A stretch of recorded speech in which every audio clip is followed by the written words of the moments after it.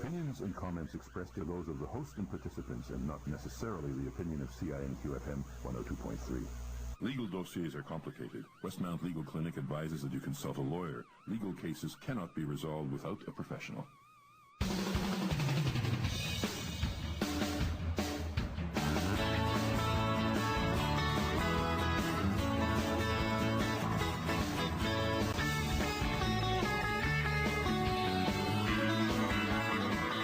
Thank you, Maz Taylor, our wonderful, wonderful technical producer today. This is CINQ 102.3 FM, cable 88.3 in Montreal, www.radiocentreville.com. Know Your Rights Legal Show, our first show of the fall season. My name is Ted Wright. I'm coordinator of Westmount Legal Clinic. Oh, we even have one hand clapping in the studio. And so I'm your host, Ted Wright. I've been here for a while. Now, Bruce Hi, Henry Ted. is over there. Can you introduce yourself? Well, I've been on the show for a while in the spring, I guess, and it's always very interesting, the stuff you cover. Yeah. I'm kind of a person with a general interest, but I have to say that today's guest I'm going to be paying very close attention, from loser to seducer. And we have a new person in studio as well. Gerry, Cote, is that your name? Yes, it is, Ted. Okay, now what are you doing here? Thanks, Ted. Nice to be part of the team. Obviously, the rookie here. I'm finally going to work on my passion of radio. It's taken me 30 years to get here, a couple of careers, a couple of decades in the military, and a decade as a freelancer, photographer, journalist. And you've been all over the world. Thank you. Now, we have a guest today. He's been with us before. And Bruce, what was the name of the topic we have here? Loser to seducer, legally. And we have Frank B. Kermit here. And what we're going to be talking about is his memoirs and legal deniability.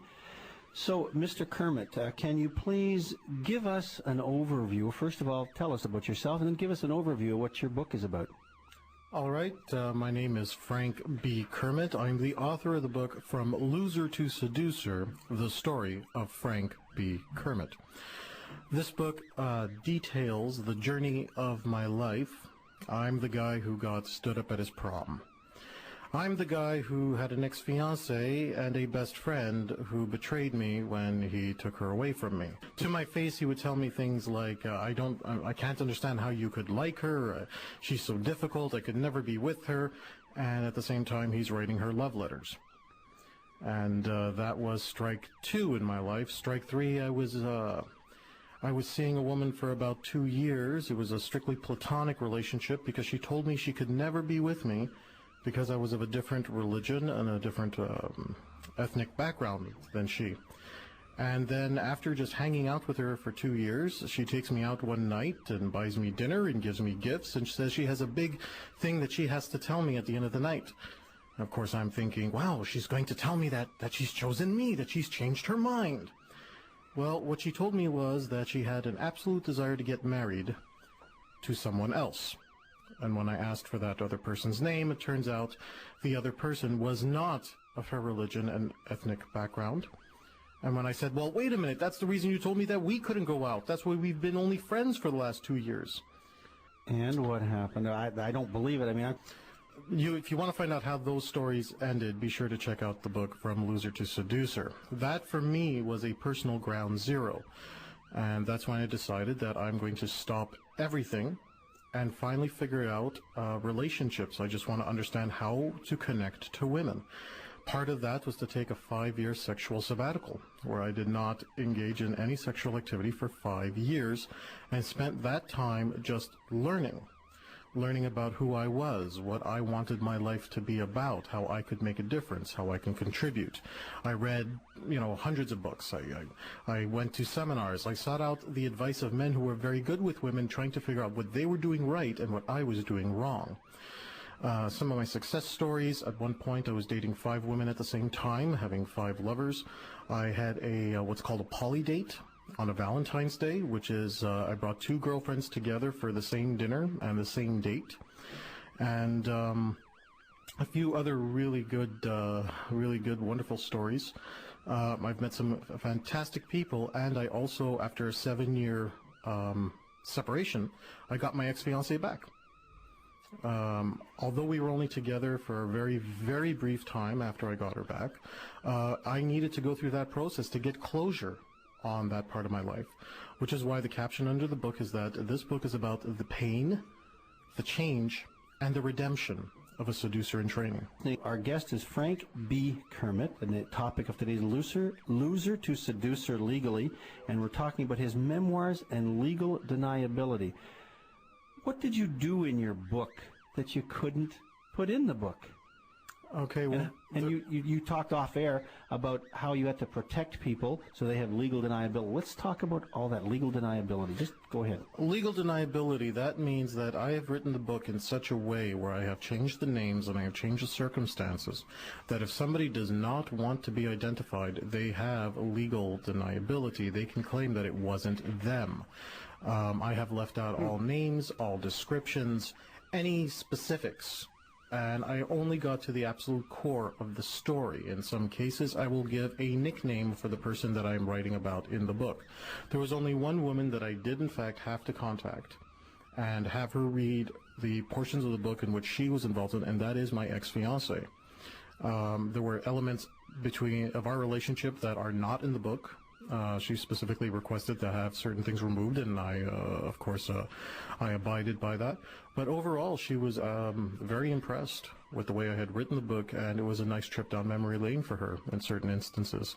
And this book has been very therapeutic, of all things, for me, because she got to read it, and she got a perspective that she had never gotten before, and was able to give me her perspective of the same events. And what I had perceived in my belief structure was different from what she had thought. Now, Mr. Kermit, I need to ask you a question legally here now. What I need from you is for you to give us an example of something that you could not put in the book, and then what you could put in the book. Like, you can talk about something that is not in the book, but disguise it, don't leave names and everything. But give us generally the stuff you couldn't put in the book because it would allude to someone. Okay, well, here, I'll give you a perfect example, something that I had already mentioned here on air. I told you about what I call my strike 3. That was the girl that I hung out with for almost 2 years, who said that she could never date me because we were of different religions and different ethnical backgrounds. In my book, I never specify what ethnical background she's from. I never specify what religion she's from. I never specify exactly how we met. I only allude to the idea that we met through the university, but I don't specify if we met at the candy bar, if we met in the cafeteria, if she was in one of my classes, if in fact I had met her through a friend. These are the types of details I would leave out. And I can only give you the basis of the story, so by saying, yes, she was of a different religion and ethnic background, it doesn't indicate anything. So for all you know, she could be Russian. She could be Cambodian. Now, part of your book is sexual. You were talking about having 5 lovers at the same time. I'd like something there where you could not say something because it might allude to someone, but pick someone that is legally to say it, like sexual occurrences or something like that, and then you have to make sure you didn't say certain things? In some of the sections of the book, I do get very, very specific and graphic. This is a book that's written for men.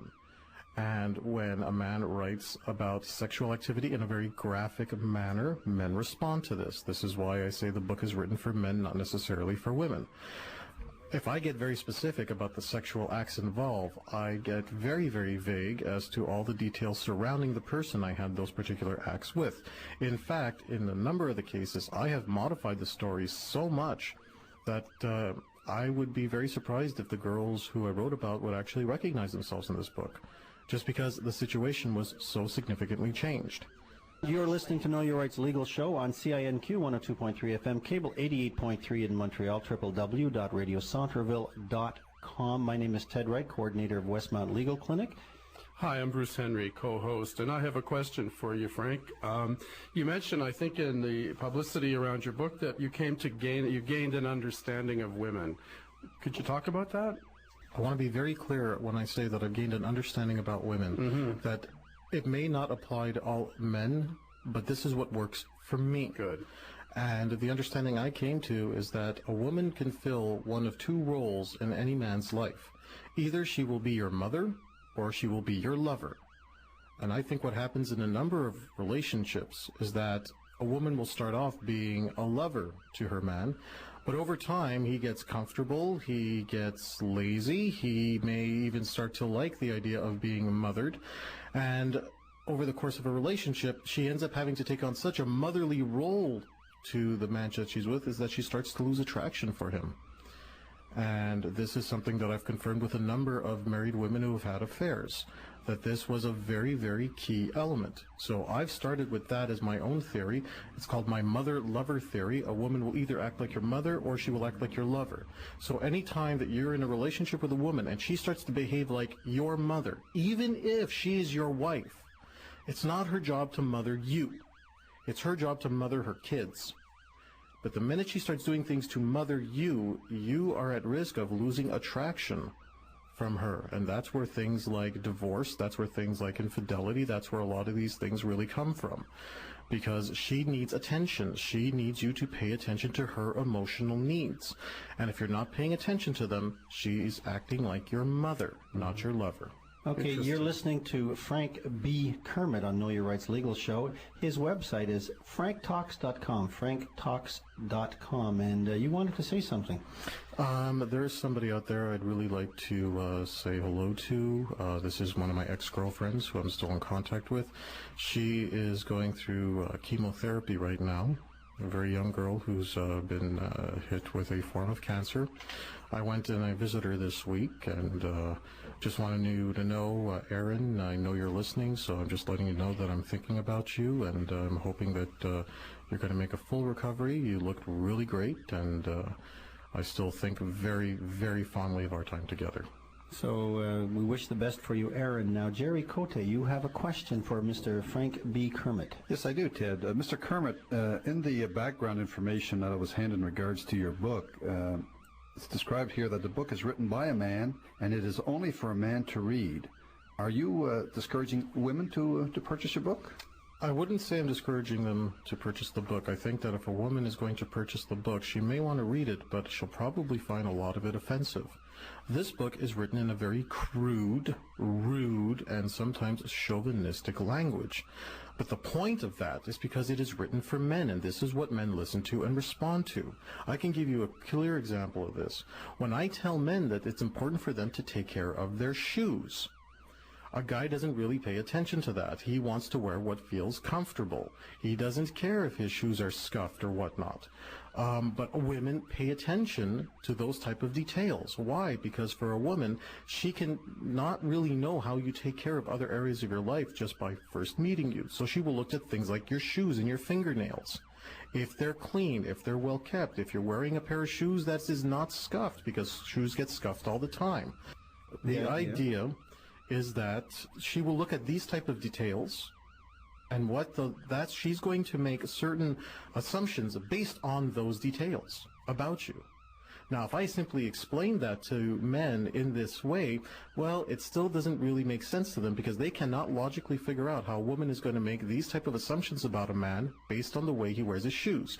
So what I'll do is I'll go up to men and I'll say, listen, how clean you keep your shoes represents how clean you keep your private parts to a girl. And if you enjoy the idea of a woman engaging your private parts, I say this in much cruder language in my writings, you are more likely to get that kind of contact. Now, a woman who's reading my book may find that offensive, because the idea is that what it is? Are you just basing everything down to sex? Well, yes, that's what men understand. We are very, very simple creatures. And if I can write it in that way and men respond to it, the end result is they wear better shoes, and the women that they're with are actually proud that these men represent themselves so well. Okay, now I have another question now. Obviously, there's been other books about men and women. Your book, From Loser to Seducer, how do you legally not encroach upon other people's copyrights in writing this type of book? There's two ways. The first way is that if I am using someone else's theories, I must credit them. And the second thing is that as much as possible, I use my own theories. In all the research that I've done on this topic, I've come across pages and pages of my own notes that never made it into this book, because I was writing about what someone else was teaching me. And I just simply decided that I'm going to put a book out there which holds my own theory. My Frank B. Kermit mother lover theory is completely and 100% original. And that's at the heart of my book. Now, do you have another question, Bruce? I thought you were champing at the bit there. The shoes business is really interesting. I just realized recently that shoes represent something completely different to a woman from what they represent to a man. Would you agree with that? I'll tell you this story. When I dress up, right now people out there can't see me, I am dressed with a lot of jewelry, I have a very nice hat on. When I dress up well, but I'm wearing regular shoes, women will ignore me. But when I dress up well, with a nice hat and the jewelry, and I wear really nice shoes, women will come up to me and they'll actually compliment me on the hat, they'll compliment me on the jewelry, they'll never compliment me on the shoes. But that's the reason that they'll approach me and start talking. Now, what type of shoes are you talking about that are really what nice? works best? You have to find something that matches your persona. So once you develop your seduction persona, that's how you know what shoes to get. Ooh. My persona, one of my symbols is dead snakes. When I see snakes in my dreams, it means something, and when they're dead, it means that I have overcome a great obstacle. So I will wear a snake skin shoe representing the dead snake from my dream. That's really interesting. Now, we are out of time, as you can hear by our little theme in the background. So, thank you, Bruce. Thank you, Ted, for being and here. Frank. Thank you, Gerry. Thank you, Cote, Ted. for being here the first time. Frank B. Kermit, your website is? www.franktalks.com. So thank you very much, Frank B. Kermit. It's called From Loser to Seducer, and the website you buy that at is what? franktalks.com. You can go buy it directly off the website. This is Know Your Rights Legal Show on CINQ 102.3 FM, cable 88.3. If you want to contact us, Ted, CINQFM at yahoo.ca, Ted, CINQFM at yahoo.ca, Gerry with a G, CINQFM at yahoo.ca, Gerry, CINQFM at yahoo.ca. Our fax number, 514-277-8403, 514-277-8403. This has been the 2nd of September, first show for the fall season. Thank you very much, Moz Taylor. You've done a great job in studio. Comments expressed are those of the host and participants and not necessarily the opinion of CINQ-FM 102.3. Legal dossiers are complicated. Westmount Legal Clinic advises that you consult a lawyer. Legal cases cannot be resolved without a professional.